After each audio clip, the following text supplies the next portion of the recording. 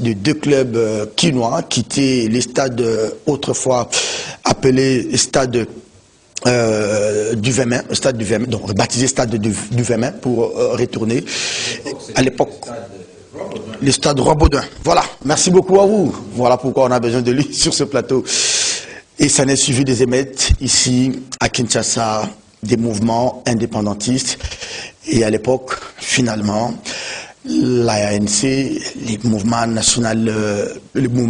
national et l'Abakou étaient donc à couteau tiré à l'époque, mais il y a eu, dans un bref temps, l'arrestation de plusieurs leaders de l'Abakou. On en parle aujourd'hui, des 59 à 2022, les acquis de ces mouvements.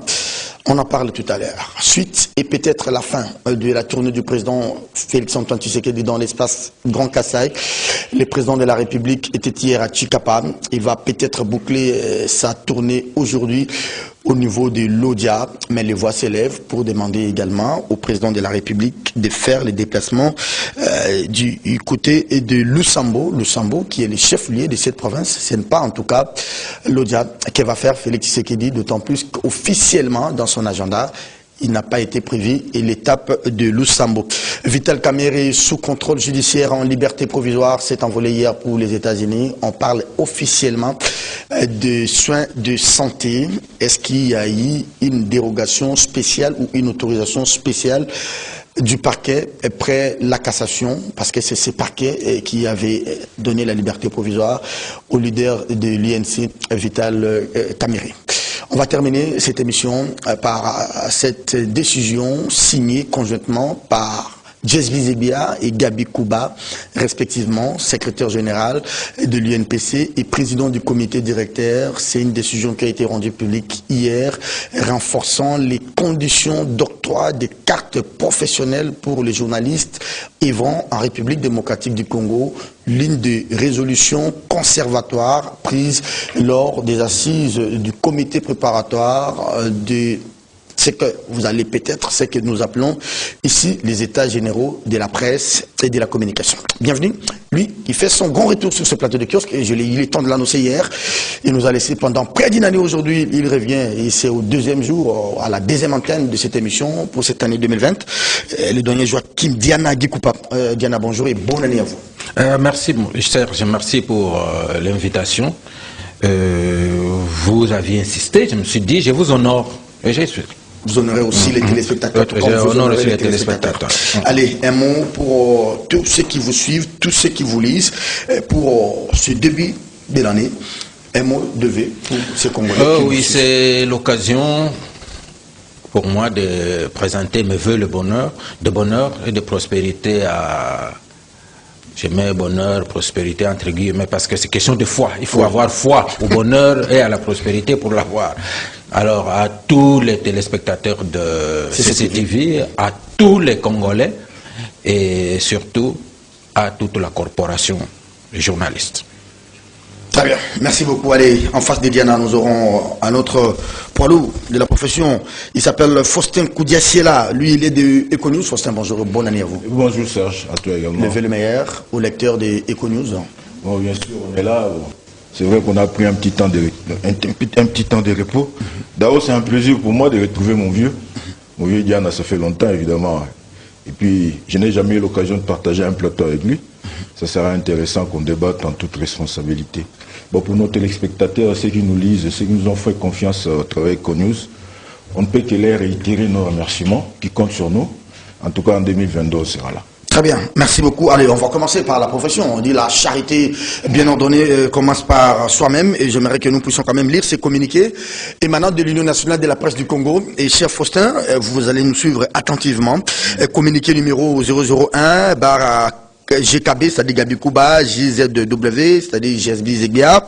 Qu'est-ce qu'il dit dans les communiqués? Le bureau exécutif de l'Union nationale de la presse du Congo, UNPC, élargi à ses délégués aux travaux préparatoires des états généraux de la communication et des médias, ainsi qu'à ses commissions permanentes, a tenu une réunion ce lundi, donc c'est-à-dire hier, 3 janvier 2022, à son siège national à Kinshasa-Gombe. L'ordre du jour de cette réunion a porté essentiellement sur la restitution des travaux du comité scientifique des États généraux et de la communication et des médias qui se sont tenus au centre catholique Nganda du 13 au 18 décembre 2021. Il en ressort de mesures conservatoires ci-après. 1. La mise sur pied d'une commission chargée de renforcer les conditions d'octroi de la carte de presse composée du bureau de la commission de la carte et de certains membres désignés à cet effet. 2. La mise en place d'une équipe de travail en appui à la commission des disciplines pour renforcer les sanctions et assurer l'autorégulation. Et enfin, 3. Dans un bref délai et à l'issue de l'analyse de toutes les conditions, un spécimen de la carte, cher Faustin Koudiassiala, de la carte de presse et des critériums pour son obtention seront officiellement communiqués. Fin de ce communiqué. Votre petit commentaire. Bon, Serge, évidemment, bon, moi j'estime que bon, c'est bien que l'INPC prenne le devant pour remettre en fait de l'ordre dans la corporation. Mais c'est le moment choisi qui me paraît totalement inopportun. On sait que vous l'avez dit même dans la lettre, c'est à l'issue d'une réunion de comité préparatoire qu'on est arrivé à cette conclusion. Et quand vous lisez même à la fin, c'est vrai qu'on va renforcer les mesures d'octroi des cartes, mais on ne sait même pas de quelle carte, quel sera le format de la nouvelle carte, parce qu'il faut qu'ils se mettent d'accord d'abord. Parce que la carte actuelle court encore. Hein. Voilà, parce que la carte actuelle court encore, comme vous l'avez dit. Moi, j'estime que, en fait, bon, c'est vrai qu'on veut bien qu'on assainisse les milieux de la profession, mais pourquoi ne pas attendre qu'il y ait d'abord la tenue des états généraux de la presse, parce que c'est là qu'on va réellement poser le vrai principe pour savoir qui est journaliste. Parce qu'aujourd'hui, évidemment, l'INPC fonctionne, on doit se le dire entre nous. L'INPC fonctionne avec des tests qui sont totalement obsolètes. Ils ne prennent plus en compte le contexte actuel. Vous voyez, avec la percée de l'Internet, avec les nouvelles technologies de l'information et de la communication, c'est difficile de dire que non, un journaliste, c'est lui qui n'écrit que sur un journal papier. Un journaliste, c'est celui qui passe, je ne sais pas, à la télé ou à une chaîne de radio, non. Parce que le champ est devenu un peu plus large. Les gens utilisent même leur tweet privé pour en faire... Non, je crois, on veut bien que l'INPC assainisse les milieux, comme je venais de le dire tout à l'heure. Mais en tout cas, pour ma part, je considère qu'ils sont allés très vite en besogne. C'est vrai, le principe a été posé. Nous savons tous que dans notre milieu, il y a trop de moutons noirs. Oui. Des gens qui s'improvisent. Il est là le matin, il suffit qu'il y ait un micro, il suffit qu'il y ait une petite caméra, il se lance sur YouTube, il est journaliste. On ne sait pas faire la différence, qui est animateur, qui est chroniqueur. Je me rappelle à notre époque, quand on rejoignait les médias, tout le monde ne se disait pas journaliste. Il y avait des chroniqueurs, il y avait des animateurs, il y avait des éditorialistes. Mais finalement, c'est un fourre-tout. On ne sait pas dire exactement qui est journaliste, qui ne l'est pas. C'est pourquoi je rebondis en disant que non, l'INPC ferait bien, en tout cas c'est mon point de vue, ferait mieux d'attendre les états généraux de la presse, parce que c'est là où il y aura le grand nettoyage. Et pourquoi y aller de manière aussi précipitée, alors que même à ce niveau, et c'est pas encore mis d'accord sur la nouvelle carte. Quel sera le format de la nouvelle carte? Ils se disent qu'il y a un critérium qui sera arrêté. Si aujourd'hui on suspend, ou peut-être on renforce le processus d'octroi des cartes, oui. Ça sera sur base de quels critères? Ou est-ce que de retomber encore dans des critères tout à fait subjectifs qui vont encore amener le désordre dans le milieu? Autant, à mon avis, attendre qu'on se retrouve au niveau des états généraux de la presse. C'est là où, justement, on va poser les vrais principes. Non, je retiens que vous êtes d'accord sur les principes, mais le moment choisi me paraît totalement le moment choisi n'est pas... Voilà. Mais sinon, vous êtes d'avis aussi que... Excusez, dans notre profession, il y a quand même à boire et à manger. Nous avons des commerçants, nous avons des gens qui pensent qu'il faut venir faire le business pour brader un peu la profession. Vous vous retrouvez avec, entre guillemets, des confrères qui... peut-être ne devrait pas détenir la carte de presse. On interdit à personne d'être maçon ou d'être commerçant, mais on délivre maintenant, cette commission-là de la carte, ce n'est pas les individus, mais cette commission délivre des cartes à de n'importe qui. Mais justement, Serge, c'est pourquoi je disais, avant de crier haro sur je ne sais pas qui ou je ne sais pas quoi, il faut d'abord qu'on fasse ne serait-ce qu'une petite introspection. Vous avez souligné tout à l'heure, qui octroie les cartes? C'est la commission de la carte. C'est que s'il faut commencer à nettoyer, il faut commencer par là. C'est pourquoi je disais, il faut pas que, parce que l'INPC, en fait, ce n'est pas un syndicat qui a le monopole dans le secteur. L'INPC, c'est un maillon. C'est un cadre fédérateur. C'est un cadre fédérateur, parce qu'il y en a d'autres. Donc il ne faudrait pas que l'INPC se considère comme étant au-dessus de la mêlée, non. C'est pourquoi je disais, je suis tout à fait d'accord avec le principe, mais il faudrait que ça se fasse dans un cadre tout à fait élargi. Merci. Et les États généraux me paraissent comme cadre approprié pour arriver à ce genre de Donc vous aimeriez que de telles décisions sortent des résolutions des États généraux, si je comprends bien. Exactement. Joachim Diana?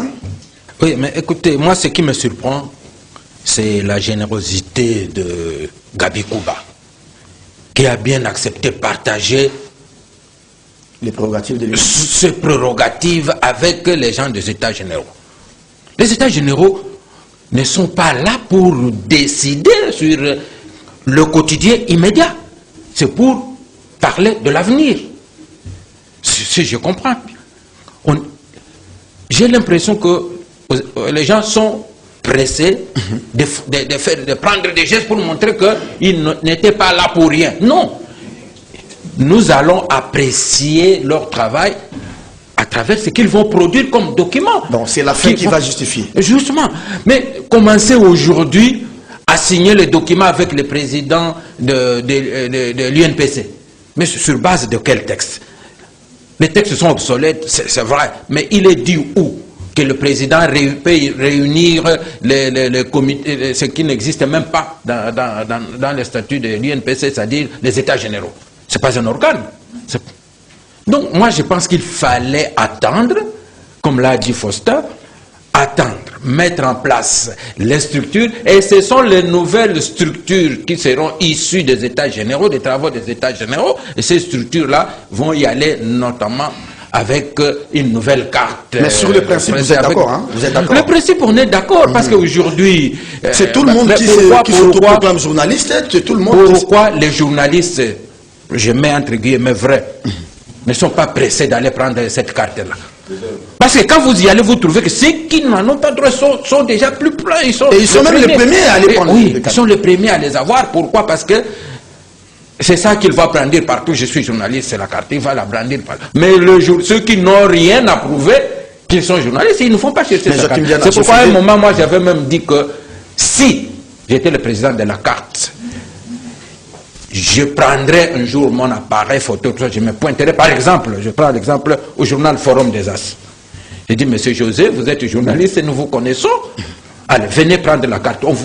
Donc, on va vers les vrais membres, plutôt que de rester dans les bureaux, attendre les $20 que les gens viennent. Non, on va vers eux. Vous pensez que vous allez dans une rédaction, pour le fait, ils manqueront de l'argent pour payer.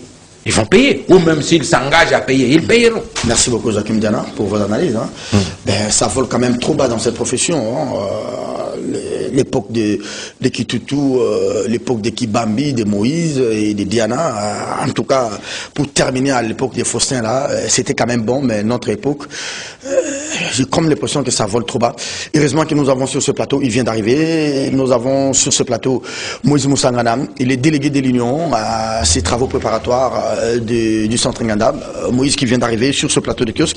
Et Moïse va peut-être nous en dire davantage. Bonjour, bonne année à vous, cher Moïse. Oui, bonjour Serge, bonne année à tous les amis qui sont sur le plateau. Je vous croyais plutôt à Kananga et dans la suite de la délégation. Non, je suis là. Allez, un mot aux téléspectateurs et directement vous embrayer sur ces communiqués de l'Union signés par Gabi et Jesby Zegbia, secrétaire président et secrétaire général. Renforcement des conditions d'octroi de la carte professionnelle. C'est des mesures conservatoires, on vous dit, conservatoires parce que, en attendant les travaux proprement dits des États généraux. Oui, je crois que je voudrais apporter un peu un éclairage. Parce que d'emblée, je voudrais dire à Faustin... En termes d'apaisement. Ouais, je voudrais dire à Faustin qui dit qu'il n'y a pas... Il y a d'autres cadres, l'UNPC n'est pas le seul cadre, mais il ne peut pas me dire officiellement quels sont ces cadres-là.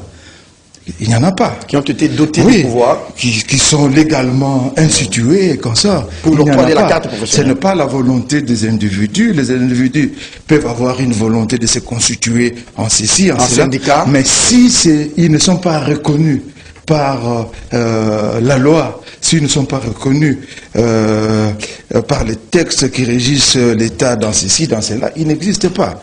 Donc, jusqu'à aujourd'hui et jusqu'à preuve du contraire, l'UNPC reste le seul cadre fédérateur pour les journalistes en République démocratique du Congo. Il n'y en a pas. Octroyer des cartes. Vous avez l'article 5 de l'ordonnance loi de 1981, je crois du 2 avril 1981, j'ai perdu le numéro. Il est là, c'est consacré à ça. Et c'est ainsi que même aux États généraux, on a eu à stopper un peu les ardeurs de certains de nos affiliés. De nos affiliés qui pensaient que c'était une occasion pour pouvoir enterrer l'UNPC. Qu'est-ce qu'il faut dire? Il faut dire ceci. Nous ne pouvons pas dire que tout baigne dans l'huile dans notre métier. Comme presque tous les secteurs de la vie nationale, ils sont, tous ces secteurs-là sont affectés.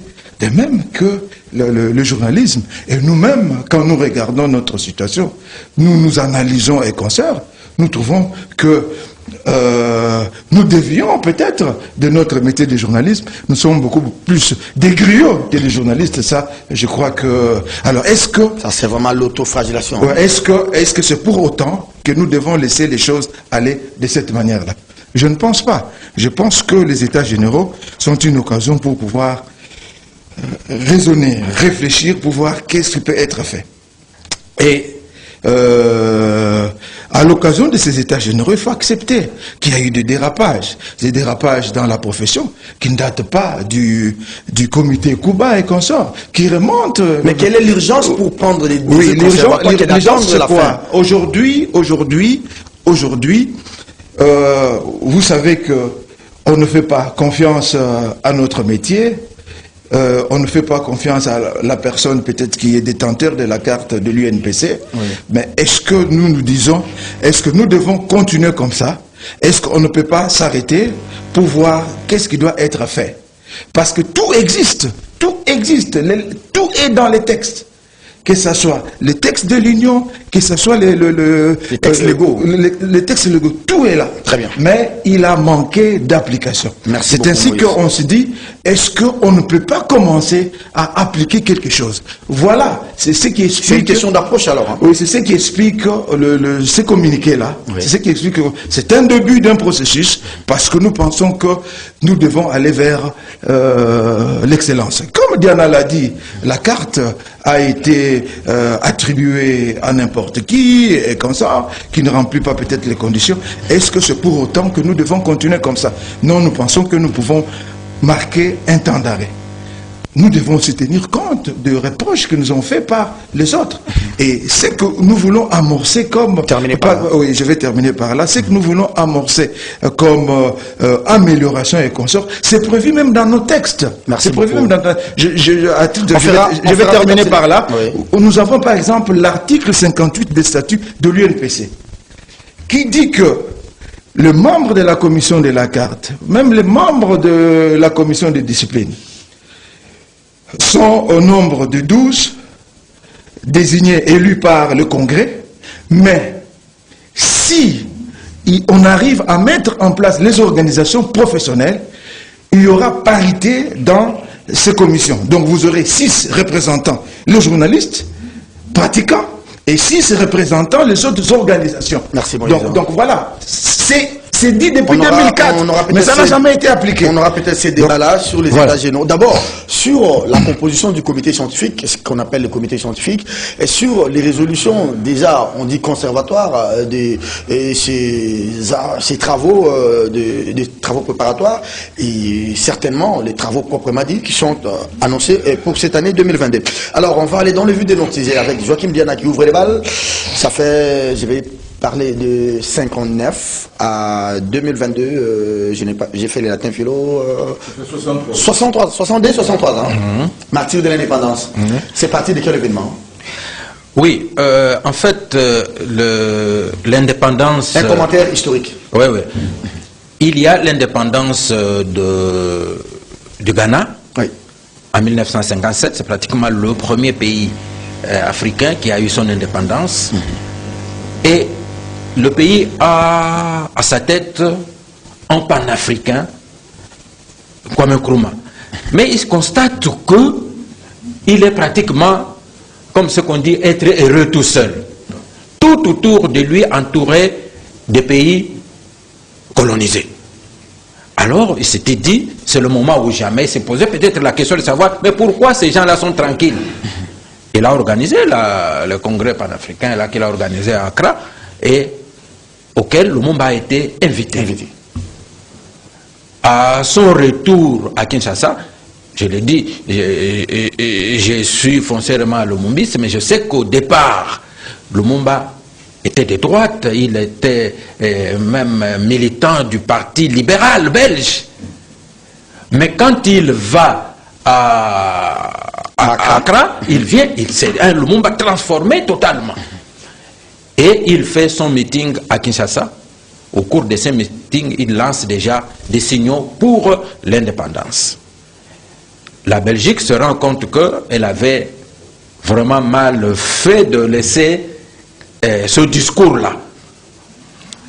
Il y a maintenant Kasavubu qui se dit, bon, comme c'était les deux grands leaders à l'époque, il dit, ben, moi aussi je dois faire un meeting. La colonisation, l'administration belge autorise le meeting, mais jusqu'à quelques minutes du début du meeting, l'administration belge dit que non, le meeting est annulé, ne doit pas avoir lieu. Pendant ce temps, le public était déjà là. À la place du 4 janvier, qu'on appelle 4 janvier à Matongais. Et Kasavubu était obligé de se déplacer, de venir. Il monte sur le stade, il dit aux gens, le meeting n'aura pas lieu parce que l'administration coloniale belge a refusé. Vous savez, pour les militants de la BACO, c'est une injustice. Comme Ngobila refuse des manifestations. Ils ont laissé parler Lumumba, ici. Et nous, ici, on ne doit pas parler. Et pourquoi on doit nous interdire? Est-ce que, Diana, on reste un peu là. Il y avait une sorte de rivalité entre Lumumba et Kasavubu. Tout à fait. Il fallait quand même... Tout à fait. Ah bon? Tout à fait. C'était dû à quoi? Le leadership? C'était le leadership. C'était le leadership et de conception de l'État et de rapport par rapport à la Belgique. Lumumba c'était un radical, il fallait couper totalement. Lumumba était unitariste, alors que Kasavubu pouvait ménager pour l'indépendance, mais dans le calme, et puis il était sans violence, et il était de tendance fédéraliste. Alors les militants n'ont pas digéré. Les militants n'ont pas digéré, et au même moment, concours de circonstances, le club perd les matchs Vaticano au stade Roi Baudouin à l'époque, au stade de Tata Raphaël aujourd'hui, et les gens qui venaient mécontents de la défaite rencontrent ceux qui étaient mécontents les esprits surchauffés, oui. Et tout était parti. On a pillé les magasins qui étaient tout autour. Maintenant, il n'y a plus rien là-bas au niveau du 4 janvier, il n'y a que des petites choses. Mais à l'époque, il y avait des magasins, beaucoup de Portugais, des commerçants grecs, qui étaient là-bas. Et ils ont commencé à piller totalement. Moi, j'ai lu le reportage de ce pillage. N'importe qui peut aller aux archives nationales le lire. Des journalistes. Joseph Mobutu. Comme reporter à l'époque. Comme reporter à l'époque. Merci, vous avez planté les décors. Ça, c'est un commentaire historique. Voilà pourquoi on a besoin des aînés. Hein. Il faut les respecter. Les Diana, les Moïse, les Faustin. Parce qu'ils ont ce qu'on appelle chez nous les backgrounds. Si vous évitez qu'il n'y ait autant. Alors, Faustin, vous avez la parole. J'aurais bien voulu accorder la parole à Moïse. Bon, vous avez la parole. En fait, c'était un tournant décisif pour l'indépendance. Et 1 an et demi après, on a accédé à cette indépendance. On parle de violence, mais jusque-là, le bilan, il est controversé. On dit, bon, il y a eu 14 morts, on dit, il y a eu 49 morts, on dit, il y a eu 500 tués.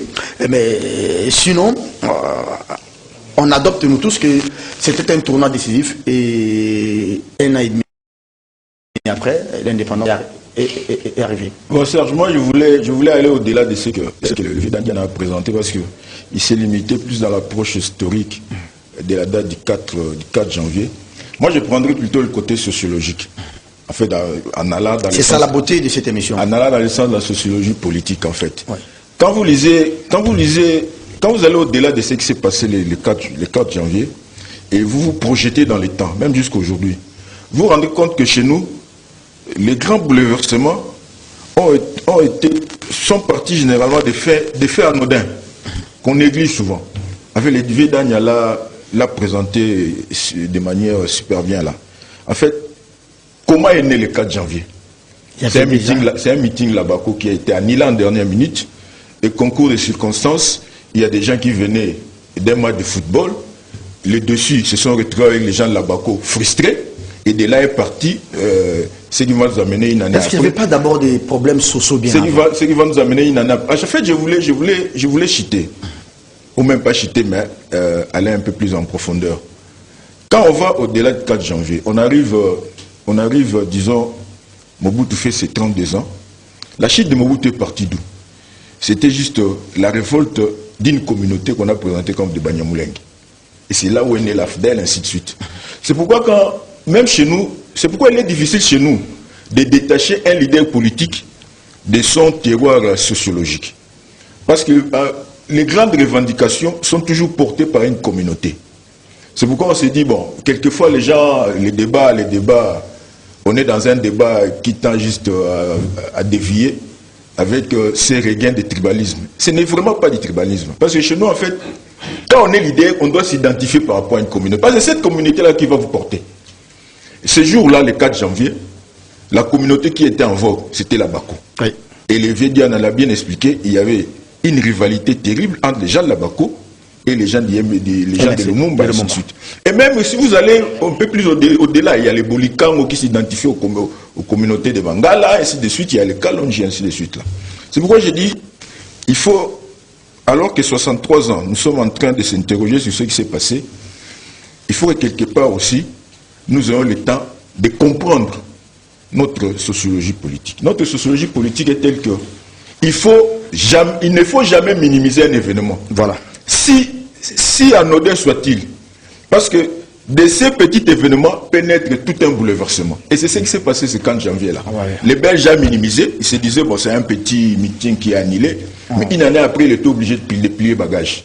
C'est pourquoi même aujourd'hui, 63 ans après, il faut savoir écouter cette communauté qui gronde. Et les communautés, il y en a beaucoup. Il faut avoir une oreille attentive aux cris de ce peuple, qui a le vrai pouvoir. Parce qu'aujourd'hui, nous avons la démocratie, on sait que dans 2 ans, nous irons vers ce même peuple. Mais il ne faut pas ignorer chez nous que tout leader et toute revendication partent toujours d'une communauté. C'est pourquoi se détacher d'une communauté, c'est autrement dit, c'est tourner le dos au peuple qui est le vrai détenteur de pouvoir. Merci beaucoup. Allez, Moïse Moussangana, j'ai préparé cette émission à 5h du matin, le temps de revoir un peu mes notes et lire, comme Diana l'a dit. Je lisais quelque part un auteur qui a dit que ces émeutes ont quand même précipité l'avènement de l'indépendance, mais ça savait à l'époque, selon mes sources, que il y a eu quand même des réformes. Ces émeutes ont poussé les autorités coloniales belges à mener des réformes pour offrir aux Congolais plus de pouvoir et des pouvoirs de décision. Et l'autorité belge à l'époque avait même annoncé les élections de 59, c'est vrai? Bon, je crois que ce que venait de dire mon ami Faustin était capital, parce que, ainsi que l'a dit Diana, donc il y a les revendications politiques qui se sont greffées sur des faits presque anodins. Mais il faut dire que tout ça s'inscrivait déjà dans une certaine mouvance. Parce que c'est au retour de Lumumba d'Accra qu'il va même mettre sur pied son MNC. Donc les mouvements indépendantistes. Mais si. Voilà. Donc voilà, les choses se sont accélérées. Il y a bien sûr la conscience africaine avec les Iléo et consorts, les Maloula et consorts, et les histoires se sont cristallisées à partir de ces faits-là du 4 janvier. Mais je crois qu'au-delà de ça, nous ne devons pas rester dans l'historique. Ces symboles-là qui nous a menés à l'indépendance, 63 ans après. Qu'est-ce qu'on en fait aujourd'hui? Qu'est-ce qu'on a fait? Qu'est devient les 4 janvier? C'est ça la question principale. C'est ça le problème. Parce que, au regard de nos comportements, au regard de ce que nous avons fait de ce pays, parce que quand nous entonnons l'hymne national le 30 juin 1960, donc le jour de l'indépendance, nous disons nos pères de l'indépendance disent que nous bâtirons un pays plus beau qu'avant. nous peuplerons ton sol et consorts. Mais aujourd'hui, de tout ce que nous avons pris comme engagement, de tout ce qui a eu comme devise au travers de cette chanson nationale, qu'est-ce qui est fait? Donc, ça La veut date dire d'aujourd'hui devrait nous interpeller. ça veut nous interpeller. Le peuple, le seul, Voilà. nous sommes à 100 millions. On dit à l'époque, la ville de Kinshasa avait une population de 25 000 personnes. 400 000, voilà, mais aujourd'hui, il y a eu... Non, non, je pourrais contredire Diana. 15 à 20 000. Oui, non, il y a eu l'accroissement démographique, mais on n'a pas peuplé ce pays. Parce que quand vous regardez, il y a des pans entiers. Parce que vous qui prenez des avions et consorts, il suffit seulement de monter 10 minutes, 20 minutes, depuis C'est la ça, forêt. c'est fini, c'est la forêt. C'est-à-dire que nous n'avons pas encore peuplé ce sol. Merci Donc beaucoup, nous Moïse. peuplerons ce sol quand nous ferons, par exemple, de ce que les Brésiliens ont fait du centre du pays, qui était une forêt, le Brasilia, qui est la capitale aujourd'hui. Ah oui. Donc là, nous aurons dit que nous avons peuplé le Congo. Construire Pour le aussi moment, le Congo. on a fait quand même un record en termes de croissance démographique, mais on n'a pas encore peuplé. Mais je voudrais dire, c'est ça. Donc ces gens-là, autant que les gens qui ont versé leur sang pour l'avènement de la démocratie, l'avènement de l'état de droit, ces gens-là ne sont pas minables que nous. Peut-être parmi eux, il y en a eu de plus beaux que nous, de plus intelligents, de plus rationnels et conscients. Mais qu'est-ce que nous avons fait de ce qu'ils ont légué? Merci. Donc nous marchons aujourd'hui sur leur sang. Donc ça doit nous interpeller. Je voudrais bien que cette date nous interpelle. Merci beaucoup. Allez, c'est très bien. Hein. Il y a eu 3 interventions sur ce premier thème et l'intervention de Diana, si j'ai bien compris son intervention, est restée sur l'approche historique. Et l'approche historique, il a planté les décors. Vous avez vu comment est-ce que c'est commencé avec le Lumumba Patrice Emery, ainsi que les confrères Faustin Koudiassiel qui a pris la parole pour aborder l'approche sociologique. Et on a terminé par Moïse Moussangana qui a tapé sur la question de l'interpellation. Qu'avions-nous fait de cette date? Vous savez que c'est pas toujours facile de pouvoir résumer les confrères, surtout les aînés qui sont sur ces plateaux de kiosque. Alors Moïse, puisque la parole a commencé avec Diana, vous l'avez terminé, vous allez commencer avec cette tournée, peut-être la suite et fin de la tournée du président de la République. Hier, avec Diana Fils et Innocent Olenga, on a abordé la question d'infrastructure, la question de la pauvreté. J'aimerais bien voulu que nous puissions peut-être revenir sur ça avec d'autres analyses. J'ai suivi un peu depuis que le chef est arrivé à Mbujimaï, il est allé à Cabinda. Hier, il était à Chikapa. Aujourd'hui, il est annoncé à Lodja. Je ne sais pas s'il va passer par Lusambo. Ce n'est pas encore précisé. Mais on se disait avec les amis, les images que nous voyons, la pauvreté, les problèmes d'infrastructure, en tout cas, c'est un problème générique. Et de ces grands espaces Kassai, on peut résumer tous les problèmes du Congo. Mais aujourd'hui, qu'est-ce qui va changer réellement, selon vous, après cette visite du président de la République? Qu'est-ce qui devrait changer, à votre avis?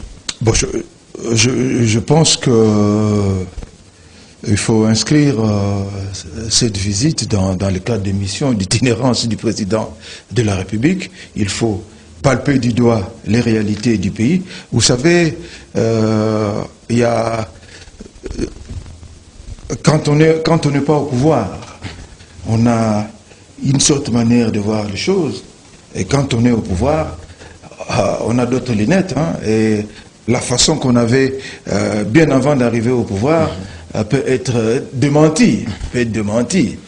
Donc je crois que là, le président de la République a mis le doigt dans la plaie, si je veux dire. Il s'est rendu compte de la réalité du Congo, qui est en principe un pays en lambeaux. Ça, il ne faut pas. C'est un pays en lambeaux. Mais quelles sont ces manières quand partout le chef est passé, hein, je dirais pas à 100%, mais à 90%, vous avez des populations qui soit accusent les députés, qui sont là pour huer sur les conseillers du président, qui sont là pour huer sur ceux qui devraient piloter les travaux, comme Sanjou, comme Tilégelou. Comment vous avez expliqué cela? Non, ça veut dire quoi? Ça veut dire qu'il n'y a pas de communion, la classe dirigeante n'est pas en phase avec la population. Donc, c'est-à-dire que la population trouve que tous ces gens qui sont au pouvoir, tous ces gens qui parlent en son nom, tous ces gens qui sont élevés dans la société parce que on pense qu'il peut parler il va parler des problèmes de la population, mais on voit que les préoccupations de cette élite, les préoccupations de cette élite ne rencontrent pas les préoccupations de la population. Donc la population a des besoins qui demandent des solutions, même immédiates. Ben, on trouve qu'il y a un décalage entre l'élite qui doit apporter des solutions. Et c'est ça. Alors, 3 ans après, on va dire quoi? Fini les temps de grâce, mais au bout de 2 ans, je ne dirais même pas 2 ans, parce que l'année prochaine, ce sera l'année électorale. Comment convaincre dans les 12 mois qui restent à Félix? Oui, par rapport à l'immensité du défi? Non, je crois que Félix a beaucoup de leviers en sa main. Donc, il lui appartient de savoir comment utiliser ces leviers. Parce que, oui, bien sûr, il y a la continuité de l'État et qu'on sort, mais la situation qu'il connaît, il doit trouver des solutions à cette situation. Ben, on ne peut pas dire que il faut tout faire aujourd'hui. On ne peut pas tout faire aujourd'hui, c'est impossible. Le Rome n'a pas été construit en un jour. Donc c'est à Félix de savoir recentrer son programme, savoir choisir les priorités. Et les priorités sont là pour le moment. C'est comment arriver à rationaliser cette histoire de gratuité de l'enseignement. C'est de savoir comment en terminer avec la guerre qui a à l'Est et essayer de planter des jalons pour pouvoir construire économiquement demain. Donc, c'est à Félix, il a tout aujourd'hui. Au bout de 2 ans, il a bagarré au bout de 2 ans, parce que, et il faut savoir, parce que même le procès aussi qu'on fait à Félix, je crois que quelquefois, on est peut-être malhonnête quelque part, parce qu'il faut se dire que Félix était embourbé dans un carcan politico-institutionnel. Ça, les gens n'ont pas vu ça. Ça, les gens ne voient pas. Ça, les gens ne voient pas. Mais ce n'est pas non plus une excuse. Hein. Ce n'est pas une excuse. Bien après, il y a cette histoire de Covid qui est un désastre. Qui est un désastre pour tout le pays du monde. Très bien. Parce que quand on regarde, je parle avec des chiffres, on a vu par exemple les États-Unis sous Trump, on a eu à injecter 3500 milliards de dollars pour maintenir à flot les entreprises américaines. Quand Biden arrive, c'est 1,9 milliard dollars, et aujourd'hui Biden est en train de se fixer 3 000 milliards. Alors, Faustin, donc je voudrais terminer par là. Donc c'est-à-dire que il y a ce carcan politico-institutionnel, il y a cette crise sanitaire qui s'est transformée en crise économique et politique, qui ont été les grands obstacles aujourd'hui à cette première législature de Félix. Oui. Donc aujourd'hui, il a presque tous les leviers. Il faut qu'il recentre son action. Alors, et puis, Faustin Koudessela, recentrer l'action, comme le dit Moïse Moussangana, c'est-à-dire quoi?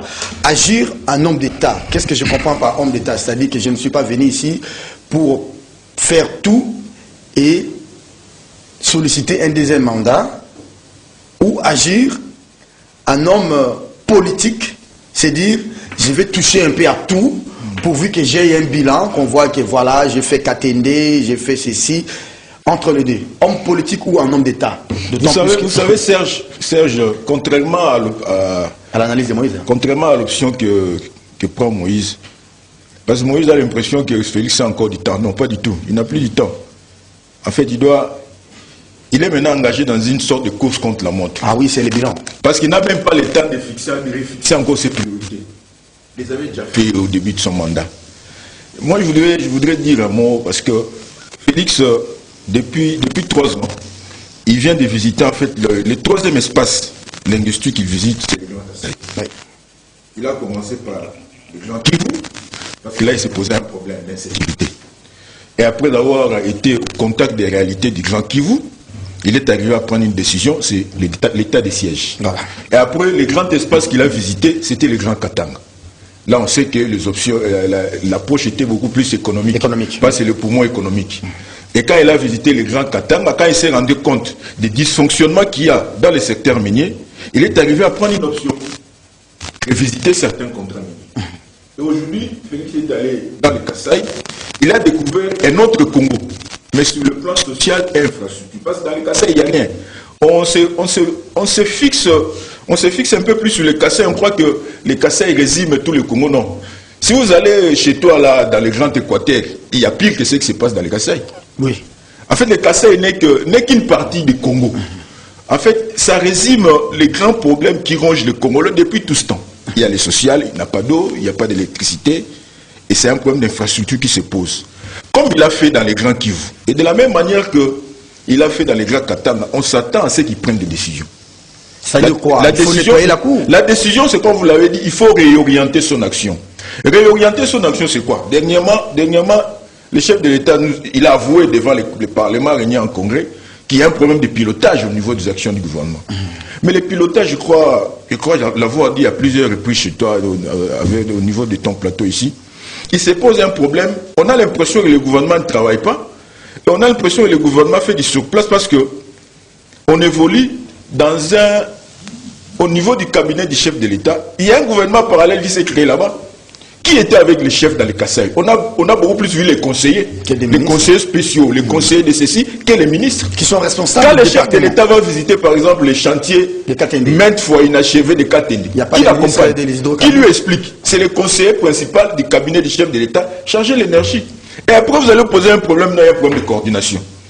Parce que aujourd'hui, je crois l'avoir dit et je le dirai toujours, c'est vrai que avec la coalition FCC Cash, le chef de l'État s'est retrouvé dans une situation telle qu'il devait s'entourer des gens qui puissent les protéger face à la ruée FCC. Mais maintenant, il a toutes les manettes du pouvoir. Donc il faudrait qu'il laisse les mains libres au gouvernement de piloter son programme. Parce que chez nous, en fait, bon, c'est vrai qu'on a parlé depuis toujours. Il y a un débat qui a fait rage ici sur le régime primo-ministériel. C'est vrai que c'est le chef de l'État qui est élu, mais c'est le gouvernement qui porte la vision du chef de l'État. Mais quand il s'agit de rendre les comptes, de faire la reddition des comptes, ce n'est pas le Premier ministre qui le fait, c'est le chef de l'État. Ah oui. Donc il faudrait que pour les 2 ans qui lui restent, même si 2 ans c'est juste sur papier, parce que la prochaine année, ça sera l'année électorale, on va s'embourber dans des discours électoraux, il faut que le chef de l'État libère son gouvernement. Merci beaucoup.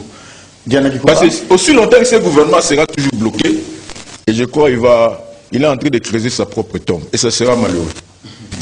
On est là, soit face à un peuple trop exigeant, un peuple kassaïen, qui a hué sur des conseillers. On m'a même dit par nos reporters qui sont là-bas, Edmond Izouba, qu'à l'entrée même du barrage de Katende, il y a eu des abeilles qui ont piqué la délégation qui était venue accompagner le chef de l'État. Heureusement que le chef lui-même n'était pas là, bien avant.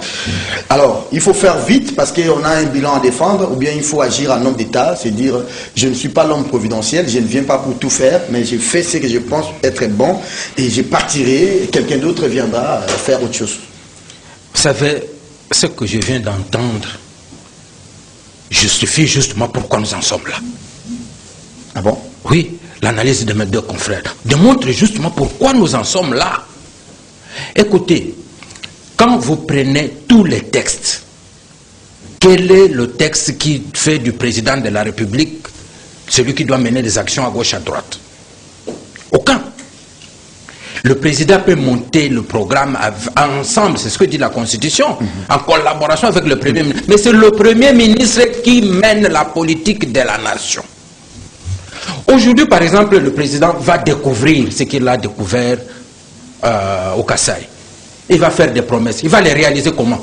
Ça va passer par le gouvernement. Le budget 2022 a déjà été voté, a été présenté. Le programme du gouvernement, il va résoudre ce problème par quel moyen? Les fonds spéciaux. Il y a les fonds spéciaux. Voilà. Parfois, nous ne voulons pas voir les choses telles qu'elles devraient être. J'ai entendu ici, par exemple, lorsque Moïse dit il était embrigadé dans un carcan. Mais supposons que c'était un carcan. Mais il est entré dans un autre carcan. Qui ne dit pas son nom. Mais justement, écoutez, lorsque, Donc, par exemple... c'est tout un mandat pourri comme ça. Voilà. Lorsque vous avez aujourd'hui, suivez le carcan actuel, où les gens pensent qu'il suffit de crier le nom du président de la République à tout le point. Exactement comme nous étions sous le MPR, il suffit que quelqu'un arrive à MPR égal, servir, égal, servir. C'est servir, non, c'est servir, non. Et on croit qu'en disant ça, le peuple est content. C'est ainsi, c'est aujourd'hui que les gens vont chanter. Le responsable même des grandes institutions parce que il suffit de chanter le président, je suis venu, la vision du président. La vision du président, on ne la chante pas, on la réalise, chacun là où il est. À l'Assemblée nationale, on devrait réaliser la vision du président. Lorsque vous vous rendez compte que depuis un temps, aucun contrôle parlementaire, et c'est au président de la République d'aller constater maintenant que la coordination ne s'est pas faite, c'est ce qui a été fait. Mais que fait l'Assemblée nationale? Non, c'est le président qui découvre que malgré les décaissements de 6 millions de dollars pour Katende, voilà, c'est lui qui va constater. Mais que fait l'Assemblée nationale? Les députés font quoi? Le programme là du gouvernement avait été présenté aux députés, pas au président de la République. Le président de la République est dans l'exécutif. Ce sont eux qui se réunissent au Conseil des ministres et qui décident. Mais c'est pourquoi je pense que la séparation de pouvoir dans un pays, c'est essentiel. Quand vous entrez dans un pays comme le nôtre actuellement, où le législatif est pratiquement devenu l'appendice de l'exécutif, on ne peut pas s'attendre à de grandes choses. Et là aussi, nous sommes, je crois à l'époque, nous sommes même parfois frustrés avec Moïse dans nos journaux quand nous étions à San City encore. J'ai la grande mémoire dans les papiers, donc où les gens étaient pour qu'on divise le pays en 26 provinces. Lorsqu'on divise, on va rapprocher les administrés des administrants. Mais qu'est-ce qu'on a fait? On a 26 provinces. J'ai toujours pris cet exemple. Même Benamandé qui est à 8 km de Kananga. Merci de faire la publicité de la... Oui. À 8 km de Kananga. Est-ce que c'est pratiquement un quartier de Kananga? Oui. Est-ce qu'ils vivent, ils sentent que le gouverneur est là? Non. Vous parlez de Benamandé. Moi je vais parler de Barumbu. Est-ce que Barumbu est proche du bureau de Ngobila ici? En quoi Barumbu est développé? Aujourd'hui, tout le monde, même le gouverneur, quelqu'un qui veut être candidat gouverneur, il compte sur le président. Mais non, on vous a demandé pour que vous alliez. Quel est le programme? Quel est le gouverneur qui a un programme de développement de sa province? Il n'y en a pas. Merci beaucoup, Joachim Bian. Je pense que nous allons revenir très prochainement, peut-être la semaine prochaine. On va faire les décryptes parce que nous sommes en train d'échanger avec l'équipe technique et les services des programmes pour faire un peu l'autopsie de ce voyage du président de la République, en commençant par Mboujima jusqu'à ce qu'il va terminer aujourd'hui. Il y a encore un autre problème, hein? Les problèmes de Sankourou, les problèmes de Lodja, ça risque d'exacerber encore. On a révivé la tension parce qu'on entend pour dire pourquoi le chef de l'État doit aller à Lodja plutôt qu'au chef-lieu de la province. Partout il est allé au chef-lieu de province. Alors, sauf au Sankourou où il est allé. Moïse, c'est difficile, hein? Choix cornélien, hein? Oui. Je voudrais juste te dire un mot, venait de dire. Il y a les droits et la politique, mais il y a aussi la philosophie et la politique. Aussi, la pratique. Parce qu'il faut savoir, il faut lire la thèse de doctorat du professeur sénégalais El Bonj Hadj, qui parle de la philosophie du chef. Parce que c'est ça le problème en Afrique. Tout est autour du chef. Quand ça ne marche pas, c'est même quel que soit le système politique qu'on a mis, c'est le chef qui en c'est ainsi que c'est tout, c'est le chef qui doit. C'est le chef. C'est ça pourquoi il doit avoir un œil. Il doit avoir un œil. Donc, je voudrais dire que ça, ce sont des querelles inutiles. Lodja, Lusambo et consorts.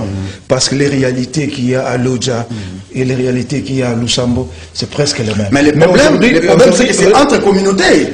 Cher Faustin, vous terminez. Oui. Le problème, c'est, moi, c'est vrai, on peut dire, venir à Gemena ou aller à Libengi ou à Zongo, c'est pas un problème. Mais c'est entre communautés, vous savez. Non, moi je considère que ce sont juste des épiphénomènes qui qui cherche juste à nous distraire, à nous éloigner de l'essentiel. Oui.